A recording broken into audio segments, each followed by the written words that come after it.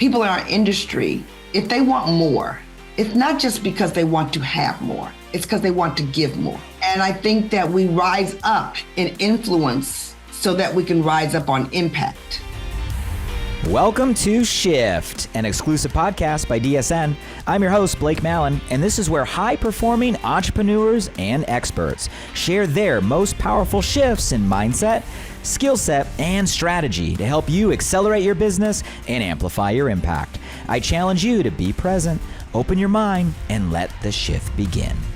Welcome to Shift. I'm your host, Blake Mallon, and we have direct selling royalty on the show today. I'm going to warn you all up front. This is going to be different. This is going to be something special. Our story today is one of extraordinary resilience. Despite facing challenges like dyslexia, domestic violence, a painful divorce, she earned her MBA from Harvard University, then making the unexpected shift from the corporate executive world to entrepreneurship.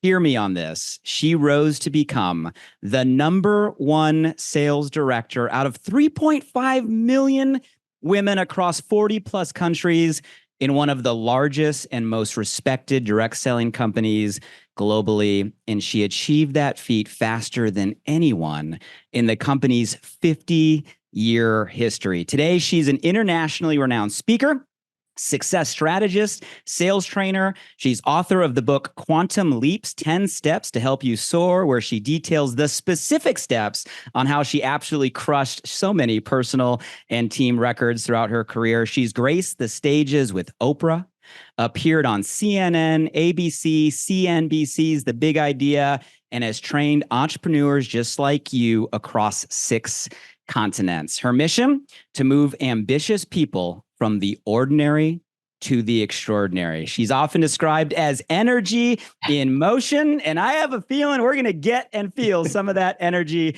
today. Please help me welcome to the show, Gloria Mayfield Banks. Gloria, how are you? I'm doing so good, Blake. Thank you for the introduction. I absolutely love it. Sometimes when people read my intro, I'm like, are they talking about me? Well, let's hear it again. No.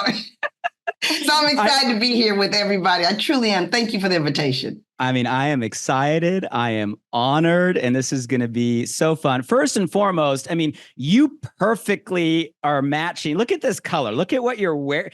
We have the same Pantone going here. Did you know the colors of the show? No idea. So I'm like loving your colors. I'm loving your colors because I love these colors. So that's beautiful. You're looking beautiful. You are radiating. I appreciate your time. I know we were planning this show, and then I think you went on an African safari. Did you just get back?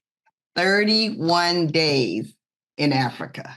Oh, wow. Is that your first time there? No, it's our 7th time there. Wow. So we've been there before, but never to this part of West Africa. And it was riveting. It was riveting to go for 31 days. My husband travels with a carry-on. That's a whole nother conversation. Wait, 31 days on a carry-on? He did 31 days with a carry-on. Of course, when I opened up my luggage, some of his stuff was in my luggage. That's a whole nother talk show. But it was amazing. We went to Senegal, we went to Ghana, we went to the Ivory Coast, and then we returned and went back to Ghana for another 10 days. So it was really, really riveting. Any close animal encounters?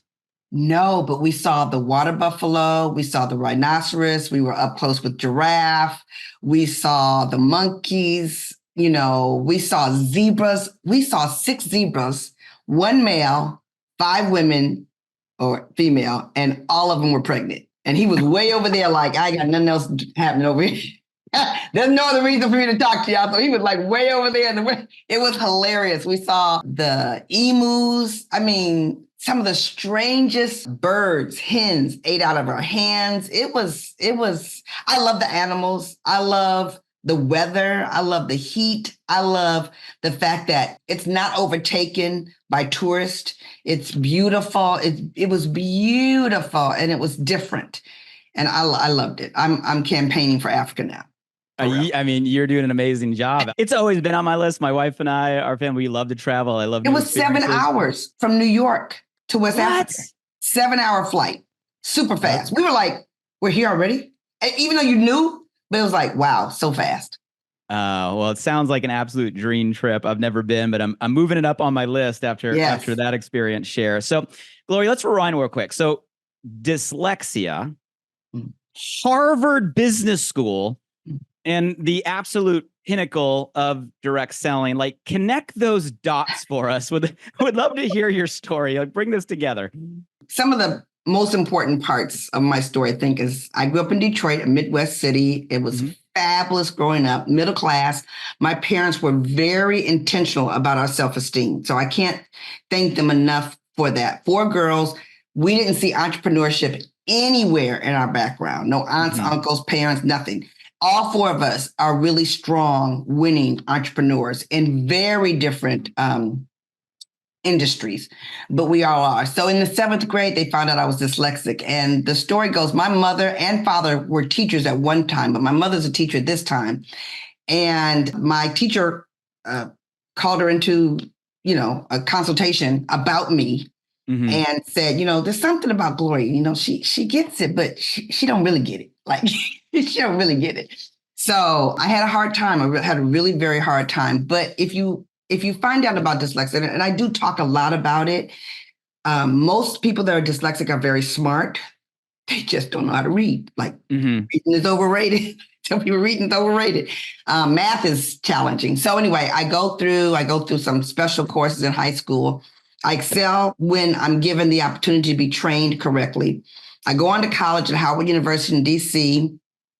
I know when I'm at Howard, I love to work. I don't join any sorority or fraternity because they kept saying you wouldn't be able to work. And I was like, no, I like to work. So I had a part-time job at the grocery store. Every time they said, do you want overtime? My hand just stayed up all the time because I wanted overtime. So when my girlfriend several years later, she called me, she said, Gloria, turn on Oprah. There's a show about workaholics. I'm like, girl, I ain't got time to watch a show about workaholics. I know I like to work.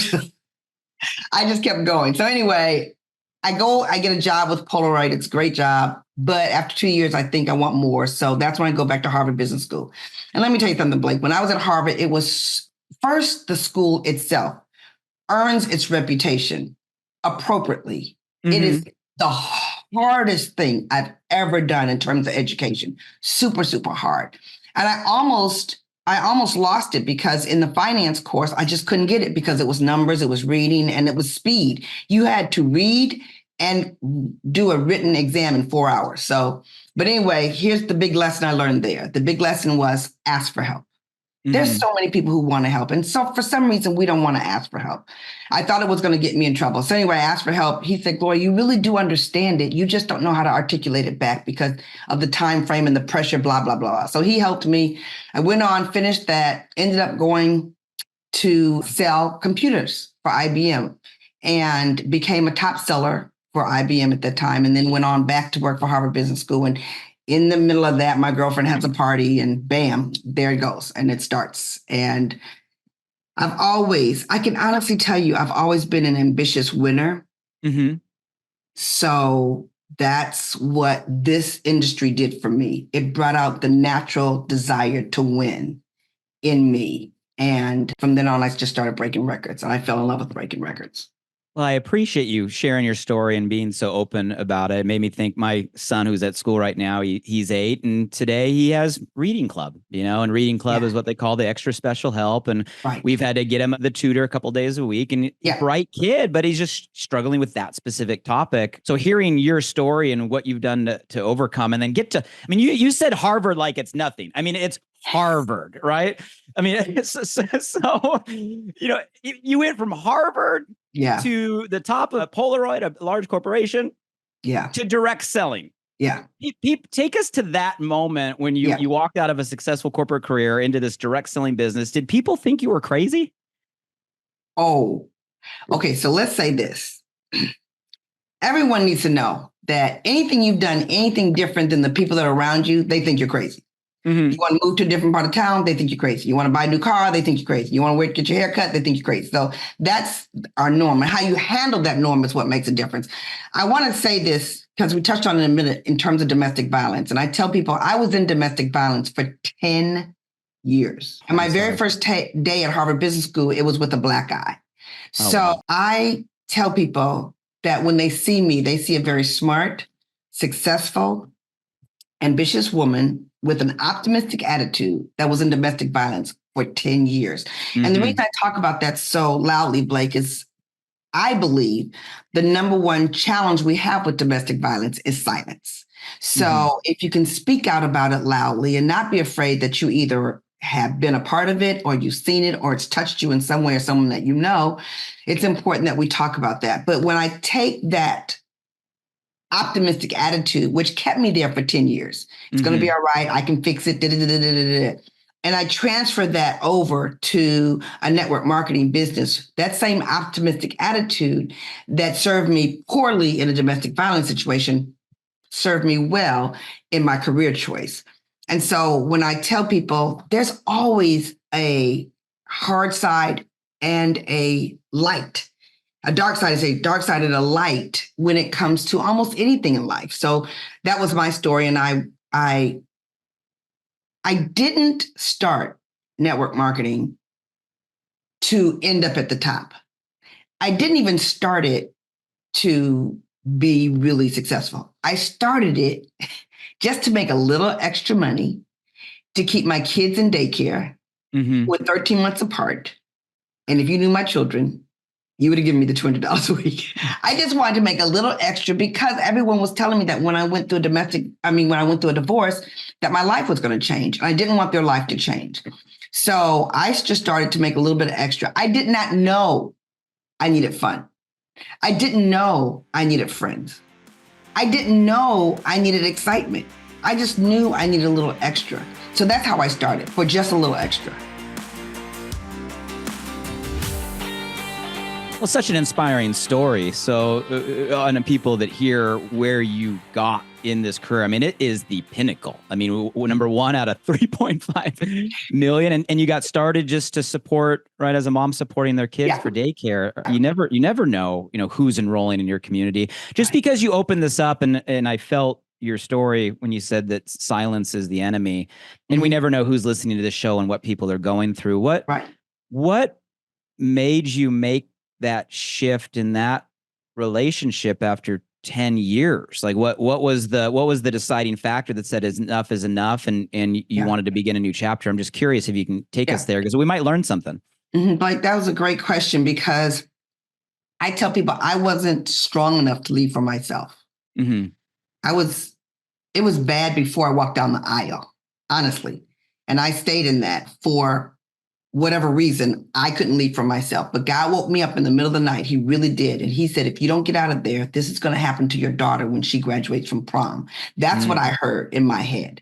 And in that moment, I woke up and said, I've got to do something different and I've got to do something. And I didn't know what to do because now I am a highly paid executive woman in a very public marketing management role. I'm traveling an hour to get to my job every day. And I'm working 60 to 70 hours with 2 small children and a non-supportive husband environment. So I was up to my eyeballs to even think I could take something else on. Everybody thought I was crazy about that. Like my sister, who also went to Harvard Business School, we're the only 2 African-American women sisters who've graduated from Harvard Business School. And she was saying to me, what are you doing? What are you doing? And I didn't say anything back to her because my thought process was, I'm smart. And if this is not what it's cracked up to be, I'm out of here, but I'm going to give it a shot. So that was what my head was at that time. I know that making extra money was going to make a difference for me.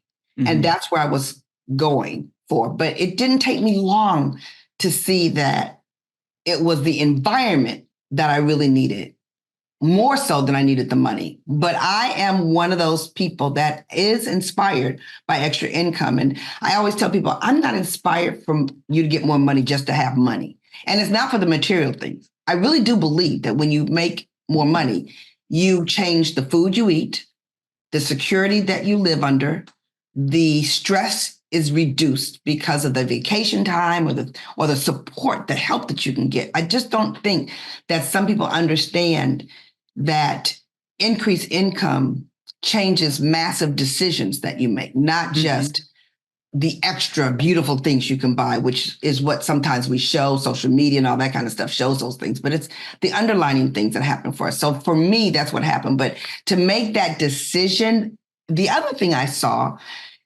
because I started my network marketing journey right at the time that I was in the midst of making the decision about the divorce. So it's still back and forth, back and forth.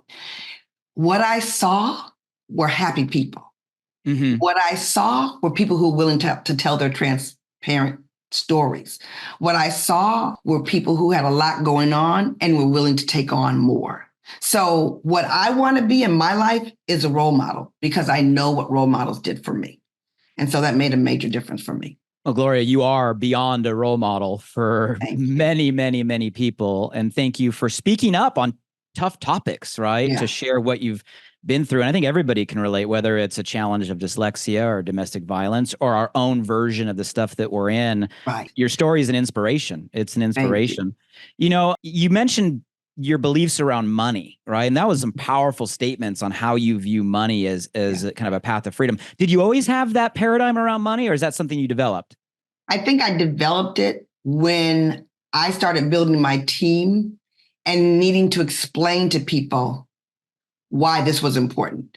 I still think it's a topic that people don't speak enough about. I think it's not something that people really talk about, the positive things it can do for you relative to, you can only buy so many new purses and so many new cars and so many new houses. It's not that. It's the freedom and the choices. It's also what you can do for people. When we were over in Africa, we were able to put in a water system for a village, Blake, a village. Wow. And they were running over to us, thanking us profusely for giving them water. A water system. So it's these kinds of things that I believe people in our industry, if they want more, it's not just because they want to have more, it's because they want to give more. And I think that we rise up in influence so that we can rise up on impact. And that impact, in this society we live in now, is generated by the contribution you can give. And the contribution you can give is by what you can give away. And you can't give away if you're still under the category of what you need. You have to get past the need to get to the category where you have more than enough so that you can give without sacrificing, without your family being sacrificed. I heard this the other day. This was so good, Blake. Someone said, stop worrying if you're the family member that people come to borrow money. Just be glad you're not the one needing to borrow the money. I was like, oh, that's really good. That's really good. But that paradigm shift that I had in the purpose of money and the purpose of increasing your income and the reason why you want to go beyond your fears, the reason why you want to go beyond your dreams, the reason why you want to go beyond what's comfortable, the reason why you want to be a leader that pushes other people beyond their comfort level is because of how it will literally change their decisions. And when you can change someone's decisions, you can change their journey. I mean, so powerful. And I agree with you. It starts with kind of thinking bigger, right? Believing that it is possible, having a healthy belief system that you're giving us, right, around money and what it means. And I think that's what drives a lot of people into entrepreneurship, right? It's maybe not entrepreneurship for business sake, but it's entrepreneurship as a path or a vehicle to achieve what you're describing. I got to ask kind of a different topic, but I don't get to talk to people that graduated from like Harvard Business School. I don't think I have anybody in my social circle that graduated from Harvard. So my question, like, you have this perspective, like Harvard Business School, right? Then high level corporate executive, and now 3+ decades empowering entrepreneurs. Yes. What's your vantage point on just entrepreneurship as a topic? Like, have you seen shifts in what entrepreneurship means, people's perspective around it, where entrepreneurship is today? I'm just curious your perspective on the topic. Yeah, that's a great question, because several people have asked me, did your education drive your success? And in a way, yes, but not in a way that it would hinder someone who doesn't have that education. Okay. If you're with me, I think all of us bring something to the table, and you have to embrace what's brought to the table. For me, I had the ability to analyze the companies and analyze companies. So when you're at Harvard, you spend 2 years, 2 intense years evaluating companies, all different kind of ways, the product, the process, the manufacturing, the finances, the executives. You know, what happens when executives die? What happens when they have to make a big decision? I don't know how many of you remember, but right when I was at Harvard Business School is when Tylenol had that disastrous situation when someone died because they took a Tylenol pill. Well, Tylenol came directly to Harvard Business School to the students and said, what should we do? Should we kill the brand of Tylenol? Should we come up with a new brand? So we analyzed it this way and all the other. And as we know today, Tylenol still sustained itself, but there was a process that they had to go through. So I brought that education to my ability to assess companies, assess recognition, assess the philosophy, assess the corporate staff. I could look deeper than maybe other people could look when they were deciding to go all in.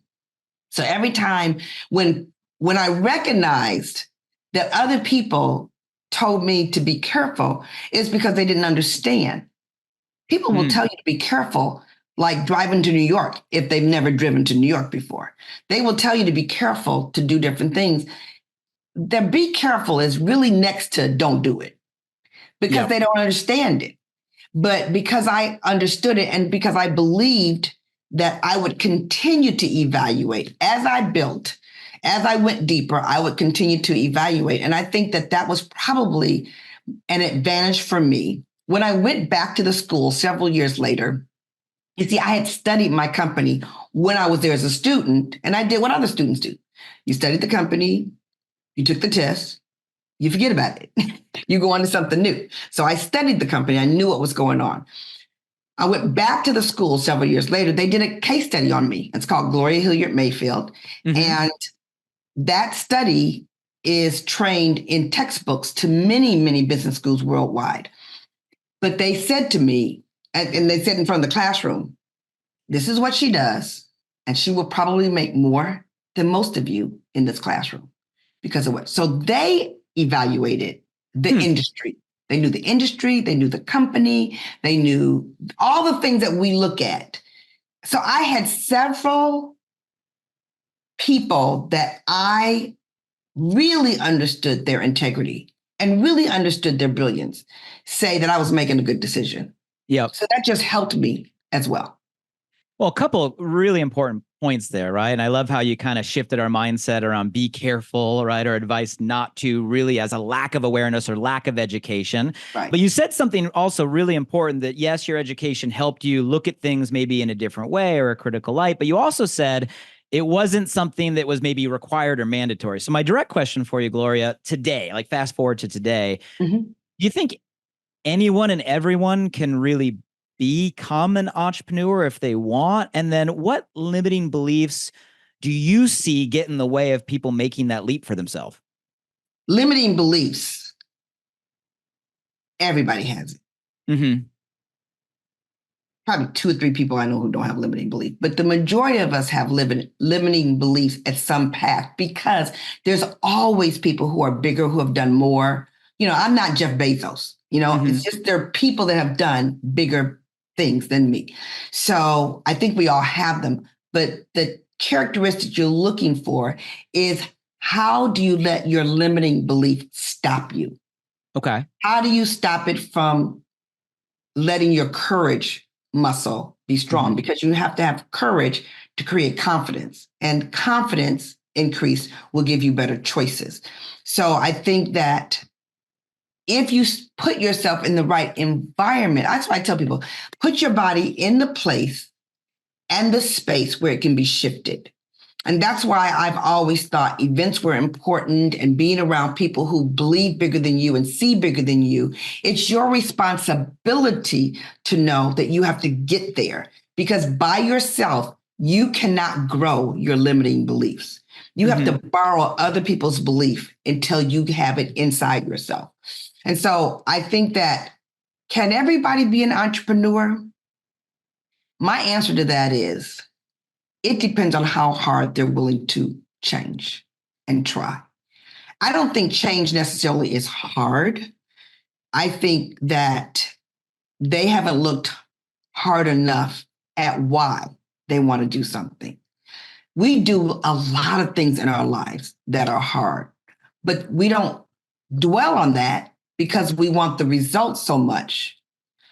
What's difficult becomes easy. I always tell this story. If your girlfriend calls you up and she says, girl, I am getting married and I want you to be in my wedding, you're like, oh, I am not going to be the overweight lover in the house. Okay. So all of a sudden, Snickers doesn't taste good. Ice cream doesn't taste good. Beach cobbler is not on your list anymore. You don't want those desserts. And yesterday, you just had to have it. You deserved it. I want it. Today, it is not even a part of your reality.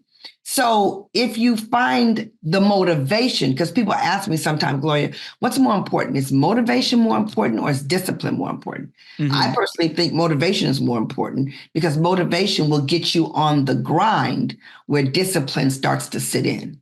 But you can't get it going until you're truly motivated to do that. So can anybody be an entrepreneur? I really do believe that many people can be an entrepreneur. They're small, there's medium, and there's large. And a lot of it is determined by how much they're willing to learn, change, and grow. So powerful. And I'm smiling as you talk about motivation, right? And I know you've been asked this a million times because I get asked this all the time. So I'm curious your answer to this, right? So let's say someone's listening, they're like, okay, well, I might want to be an entrepreneur. I want a path to that shifted perception around money and time freedom. I want to go to safari for the 7th time, right, with my family and friends and give more. But then there's always the question. The question always is, but Gloria, how do you stay motivated for so long? How do you get that motivation to have that courage? What's your answer when someone asks you that question of how you maintain that level of motivation?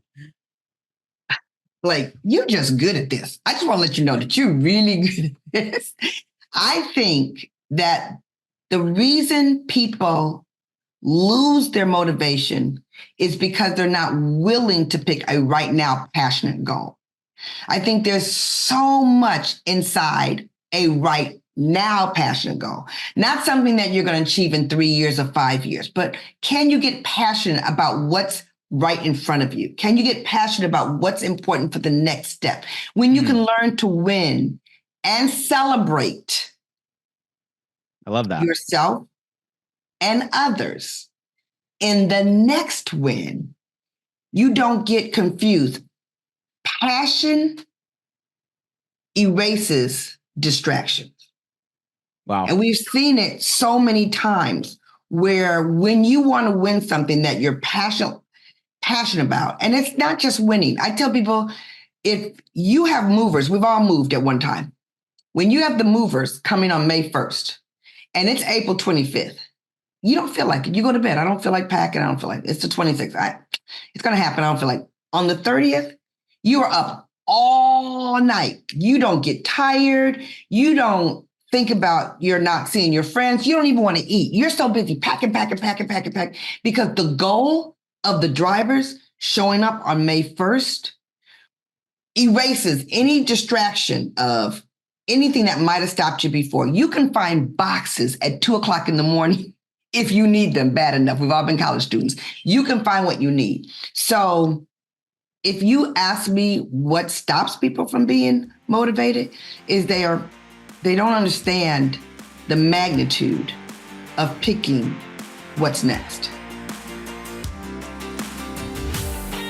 We can feel when you talk, we can feel, and I'm sure this has been a part of your success, right, for so long. We can feel it's a passion. Like it's a passion. It's a purpose, right? It's not just something that you're doing. And I love the way you put it out into the world of just kind of a purpose for helping, the ordinary become extraordinary. Yeah. Do you think that's a requirement? Because I meet people, I identify with that, Gloria. Like I'm mission driven, purpose driven. Like I have a hard time doing something I'm not passionate about, but I have met people that can compartmentalize. They're like, I'm going to do this over here because I love it, but I'm going to do this thing over here and call it work to make money.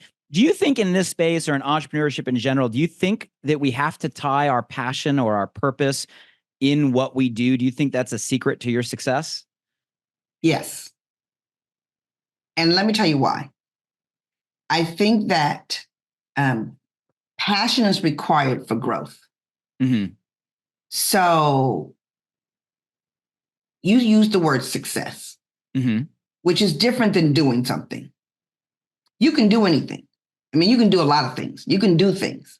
But if you want to be successful at that, you have to be passionate enough to go at it in the hard times, when you don't win, when you don't like people, when your emotions start to frustrate you or people start to frustrate you, something doesn't go right, it doesn't look good, your faith has to kick in.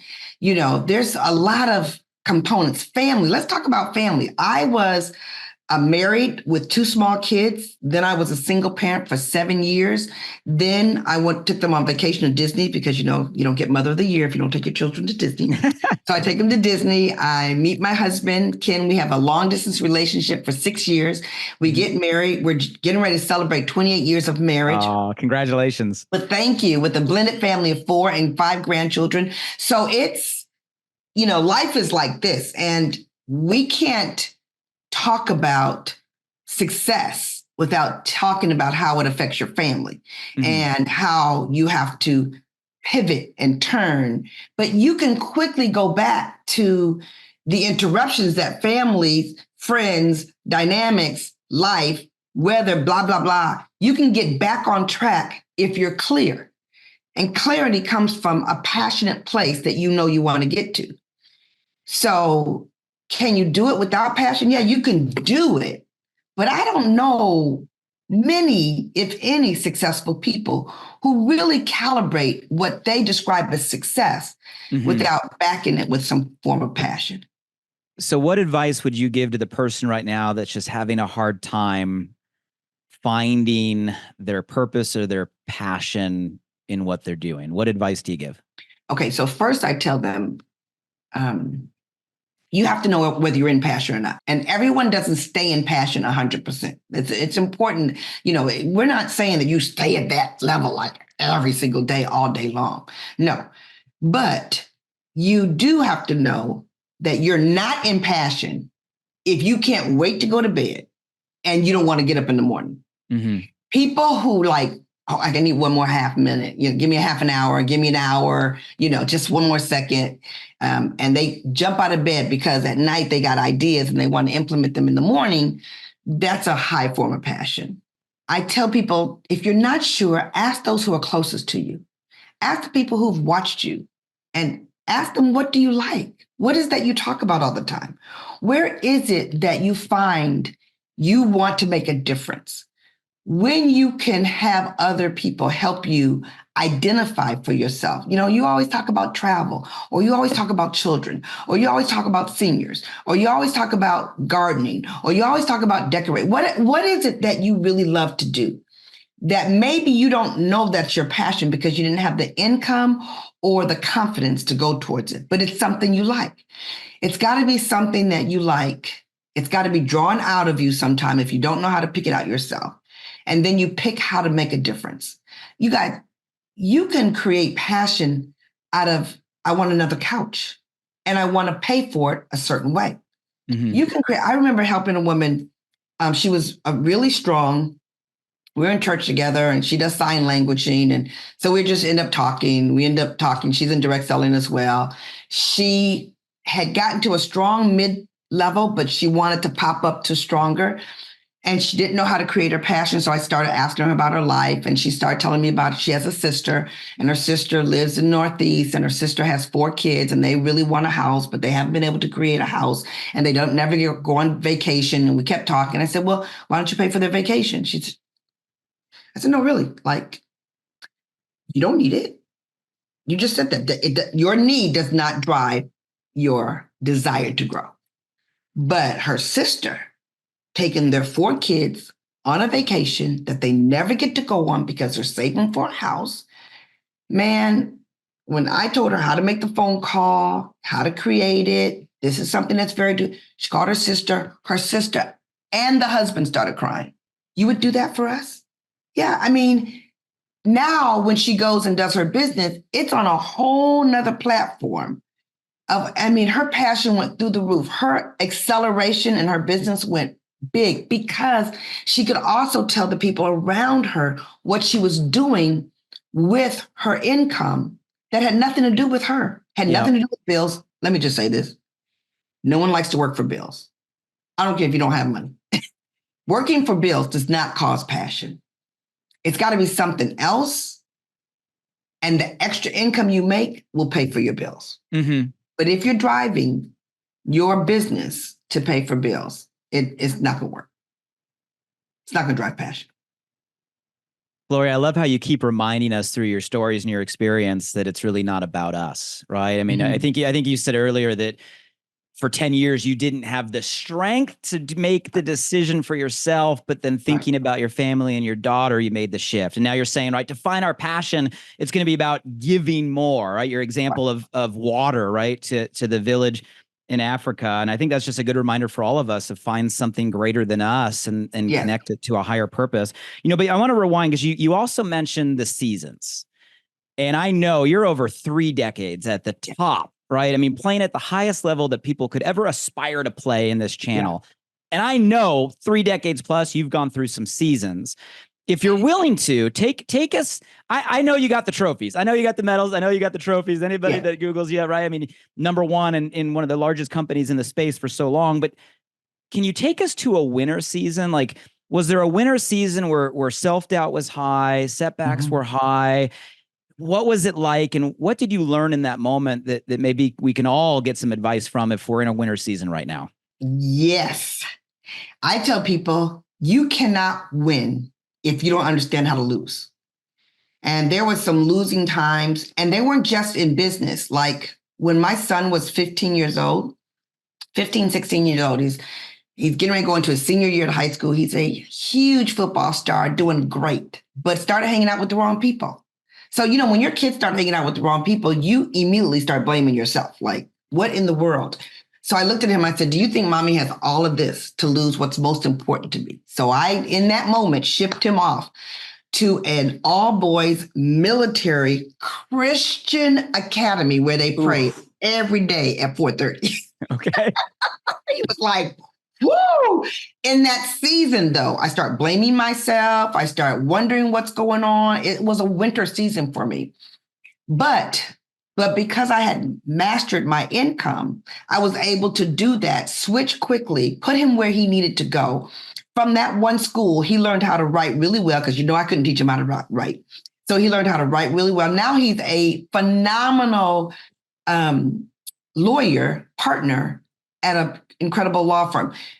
Okay, so I just want to bring that up because sometimes those winter seasons are not with the company or not with your business. So I've had company winter seasons and I've had my own business winter seasons within the company. I remember when the company was going through a challenge and I was in a meeting and I was like, how you get deer in the headlight when you're like, oh my God, concerned, this happening, that happening. Your ability to trust in the company is a big deal. And so I sat next to a big leader and she'd been in the business for a long time and she leaned over to me. She said, Gloria, I've been here for a minute. I've seen the hills and valleys. And of course, there's always hills and there's always valleys. So just stick with it. And so that was a really big thing for me because someone who I appreciated, who had gotten way up in the company and had stick-to-itiveness, it mattered to me. Then through my own personal situation, I remember having, we build leaders, we lose them, we get upset about it, we start blaming ourselves, we start telling ourselves, well, I'm never doing that again, blah, blah, blah, blah, blah, So I called somebody, they were like, give it a break and hung up on me. Because they identified that I was going through an emotional moment. Sometimes those emotional moments are justified. Sometimes they are not. So the key here, though, is who do you reach up to? Do you reach up? Do you reach over? Or do you reach down? So I always tell people only take advice from people you're willing to exchange places with. Mm-hmm. And if you're an entrepreneur, if you're a true entrepreneur, see, here's the thing. You don't do direct selling. You're an entrepreneur with that direct selling company. Mm-hmm. And if you're a true entrepreneur, you can't get discouraged because of the winter season. You've got to figure out what to do in the winter season, because that's why I call myself a success strategist, because you have to strategize how you're going to move, and don't let emotions screw you up, because they will. Thank you for just being so open, right? Because I think for all of us to hear that, like, the Gloria Mayfield Banks had self-doubt, went through some seasons, was in the valley, right? Professional, personal life. It's relatable, right? And it gives us hope. I love the way that you framed, all of that. You mentioned the emotion a couple times. What emotions do you see that get the best of all of us sometimes? Or if you look at the team and the community and the amazing, right, movement you've led, what are the emotions we need to watch out for that tend to knock entrepreneurs out of the game? Oh, wow. Okay. So first I want to tell people that emotions many times is 80% of the problems with businesses. It's driven back to emotions of self-doubt, emotions of self-value, anger, disbelief. We can name all the emotions. What I tell people is, first, you need to know that emotional management is the one soft skill that if you get this skill, your ability to move forward is enhanced tenfold. Number two, understanding other people's emotions is really critical, because as you become a leader in this business, your job is to help other people see things and reframe things in their mind that's different than what they already know, in order to take them to a place they've never been before. Your job is to take people to a place they've never been before. That's what leadership is. And they're going to be faced with emotions. So for me, what I told people was, I really honestly believe years later, I understood the reason that I had to be challenged with domestic violence is that when people came to me with their emotions, I wasn't shifted. Because very few emotions that other people have will take me out. You can call me frustrated. You can call me with tears. You can call me with anger. I'm not going to be shifted, because I went through all those things, and I know those are short-term things that don't last. There's a time to listen, and there's a time to talk, and there's a time to be straight. So I want to tell people that most people, when they're in the midst of emotions, know it, but some people don't call them on it. So you listen and you wait until they're ready to receive the conversation. One of the things I've always said to people is, I need to be in an environment where I can speak my truth. And I need you to be in the environment where you can speak your truth. I'm not asking you for the environment for us to agree. That's not what I'm asking for. We can agree to disagree. That's not a problem, but it is a problem if I can't speak my truth, and it's a problem if you can't speak your truth. However, I am not going to be responsible for your emotional management. You can only be emotional. You can only be responsible for that. And I'm not going to carry your luggage. So if they call me and they've got this going on, let's talk, let's table this for a second. And we're going to talk back when your emotions have subsided, because every emotion subsides. Even if you're really mad at me, eventually you're going to get to a point where we can have a conversation. Where people make a mistake is that they realize someone's emotional and they continue talking with them. And it's sort of impossible to have a quality conversation and get to a quality resolution when you're emotional.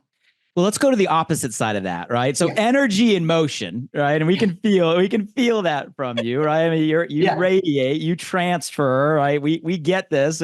Even if you can't see Gloria right now and you got the, earbud in your ear, I know you can feel it. Gloria, for you, have you always had that? Like, have you always had that it factor? Is the energy thing a natural gift, or is it something that you constantly work toward? I will tell you that energy has come from my mother. Both my parents had high energy, but my mother for sure had high energy. So I truly got the gift of energy from my mother. But I will also tell you, I've worked on it. I work on my energy. I know that if you're in the people business, people are attracted to energy. They're attracted to light. They're attracted to heat. They're attracted to air conditioning. They are attracted to energy. Energy that you give and energy that you gain.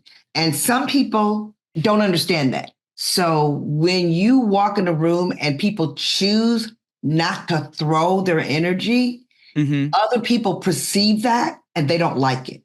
My job is to make myself as enjoyable to people around me as I possibly can. That's my job. My job is to make myself as enjoyable as possible. Now, I don't know if I can do that for you or you or you. I don't know if you're going to like me, but it is not your job to like me. It is my job to make you perceive that I have the right integrity, the right desire, the right energy is everything, you guys. It's absolutely everything. And people who have, and it's not personality. I think people have to understand that. Quiet people have great energy. One of my top performers was super quiet.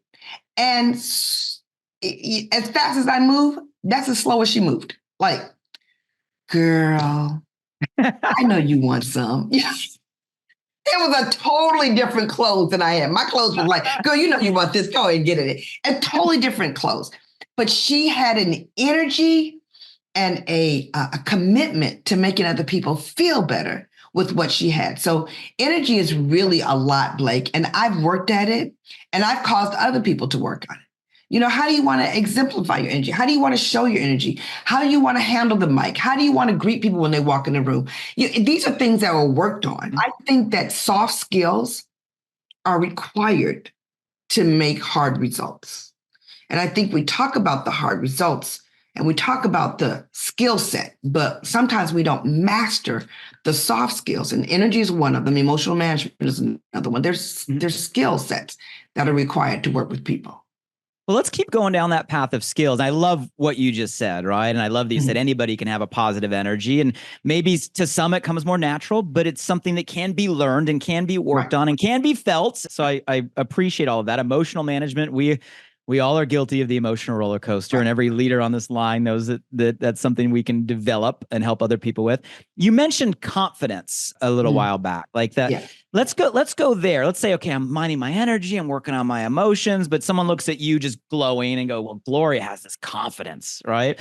Is confidence something that is one of the skill sets that you think helps? And is it something that can be learned? What advice do you give around the topic?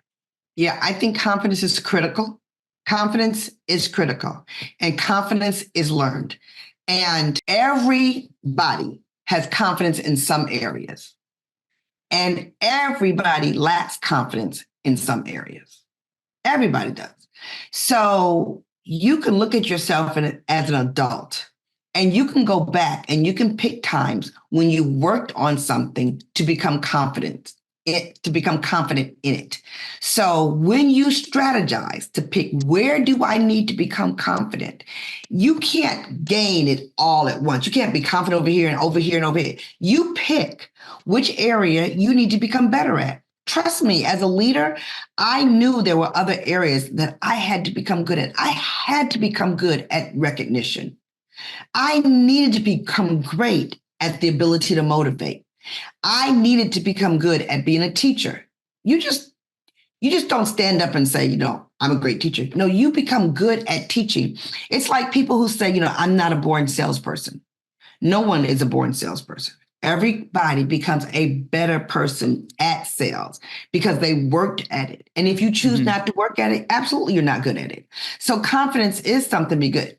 You become good at conversation. You become good at picking up the telephone. You become good at follow-up. You become good at understanding product. You become good at explaining the marketing plan. You become good, all these areas, you eventually become better at it over and over and over again. And I think that's one of the things we love about direct selling is because the people that have come before you had to become good at those areas. Now, there's people at the top of the ranks that are better at some things and those that are not so good at something. So you follow where they're great and you build your confidence on that. And then you look for other role models that will give you confidence in different areas. Getting confident in money management, it's a big deal.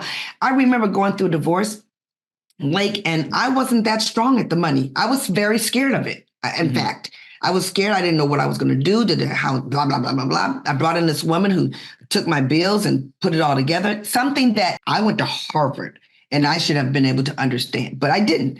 So she laid it all out. And after she laid it all out, she said to me, well, you can't go to the movies, you can't go to the dry cleaners, and you can't go out to eat. I looked at her and said, what are you talking about, Willis? What are you talking about? And she said, you cannot do these things until you raise this income level. She was extremely confident in an area that I wasn't confident in. And so I brought people in. I always tell people, bring people around you who are more confident in one area that maybe you don't excel at, and you're going to learn from them. But confidence is critical. It's required, actually. And growing your confidence has got to be something that's on your plate instead of what some people will say, oh, I'm not that good at that. Well, that's not a way to build your confidence. The way to build your confidence is put in the second half. I'm not that good at that, but I'm going to get better. Wow. I'm not that good at that, but I'm going to get better. I'm not that good at that, but I'm going to get better. And as you get better, your world gets wider and bigger and becomes a more winning environment. You become better. You become more excited. You like yourself better when you're more confident. I love all of that. And I love how you just gave us something so simple yet so profound, right? Just that back half of that sentence. If everybody just changes your own internal language to, but I'm going to get better right after every time we have that self-doubt, it's going to shift. Gloria, right now, it seems like it's kind of a trending conversation on this whole dialogue of self-worth. Right. And, worthy, and I am worthy. I'm curious, your perspective, is self-confidence the same thing as self-worth, or in your mind, are those different things? To me, they're different. To me, you can become confident in certain ways. I think, although they're different, they do play off of each other. Let's be clear. They feed each other, but I think they're different. And this is the way that I see self-worth. Self-worth to me is honoring the things that you put value in. So I used to tell my team all the time, if someone comes up to you and says, why are you doing that? Blah, blah, blah, blah, blah, blah, blah, blah, blah, blah. I knew somebody who blah, blah, blah, blah, blah, and they didn't blah, blah, blah, blah, blah. What we tend to do is start explaining to people, well, blah, blah, blah, blah, blah, and blah, blah, blah, and we become defensive and our ego gets in the way and blah, blah, blah. And I always said to them, stop explaining yourself. Just look at them in the eye and smile. Don't give them any conversation back. Because if you've made the decision and you're smart enough to make the decision, then you get to figure out how that decision works for you. There's no way for them to figure out how that decision works for you until you have figured it out for yourself. And if you start explaining it, it starts to reduce in your mind your self-worth, as if you don't have the ability to make the decision yourself.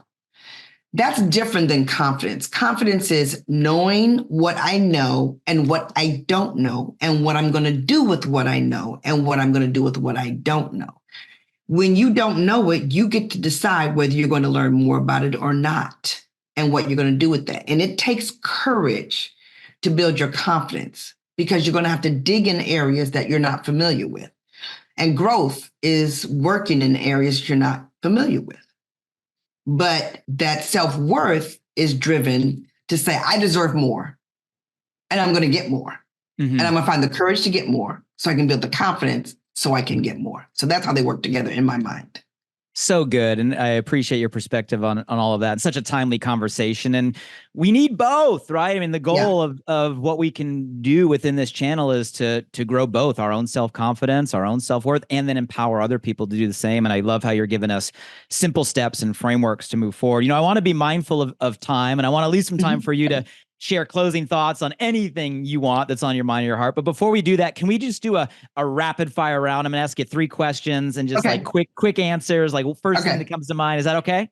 Yeah, that's great. That's great. Okay. 3 questions in 1 sentence, right? Ish. There's similar questions I've asked guests. There's no right or wrong. Just first thing that comes to your mind. But obviously, Gloria, we're talking about, shift. And you've already given us so many perspective or belief shifts just in your stories and your experience.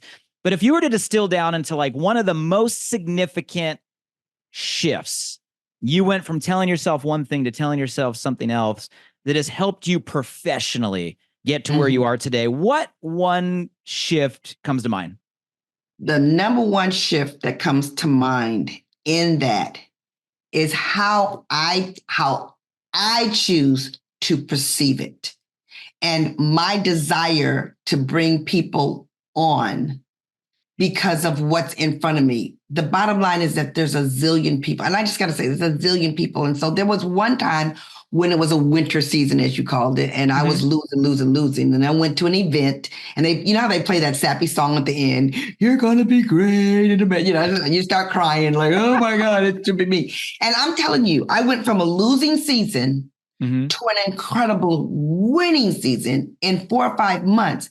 The company didn't change, the product didn't change, and the rules didn't change. My mindset changed. Wow. And I broke a record, a big record, in a very short period of time because I changed. I love that. And I love that every one of us can have that shift moment at any point, regardless of what's going on around us. So same question, but let's go personal life. So Gloria, as a mom, right? As a wife, as a friend, as a colleague, as a family member, what's been one of the most significant shifts that has allowed you to become who you are today personally?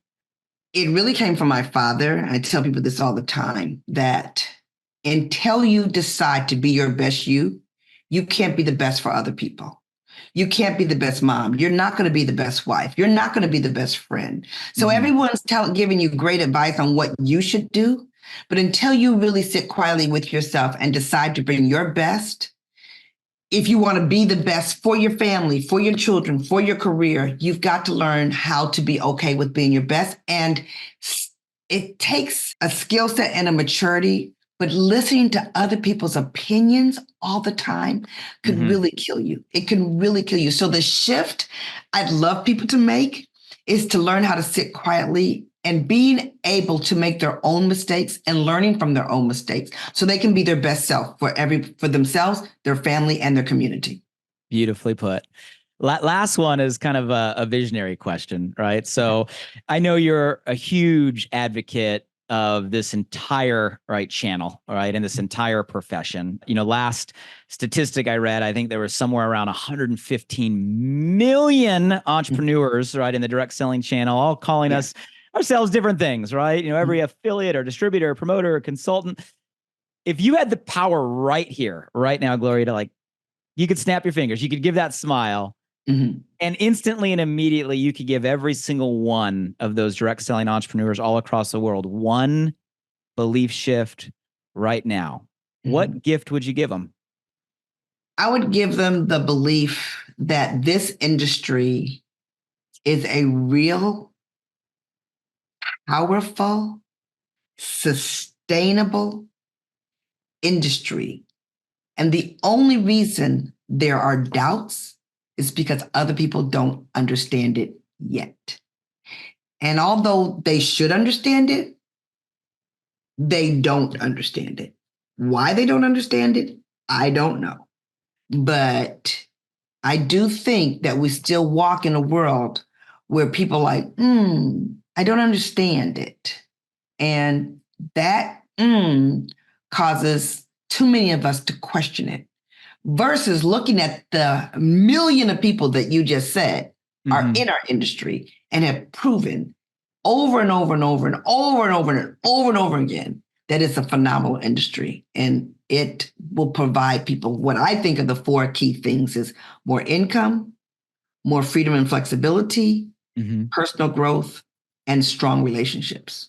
Gloria, this has already been such an amazing conversation. I mean, I'm sitting here scribbling notes. I mean, I love the perspective you gave us, starting with purpose and passion and the questions we need to ask ourselves to tie that to our vehicle, your perspective on entrepreneurship and where it is today and what we can do within this channel. I love that we went deep on winter seasons. You were vulnerable, transparent. We all go through it and how we can get ourselves through that. The tips on motivation, because everybody asks that question and is unmotivated at some times, and all the practical kind of frameworks and philosophy you've given us. I know this is going to be such an impact to so many people. And for everybody out there that's hung with us during this conversation, listen to this again and again and again until you absorb the energy that Gloria gave to us. Shift the belief system.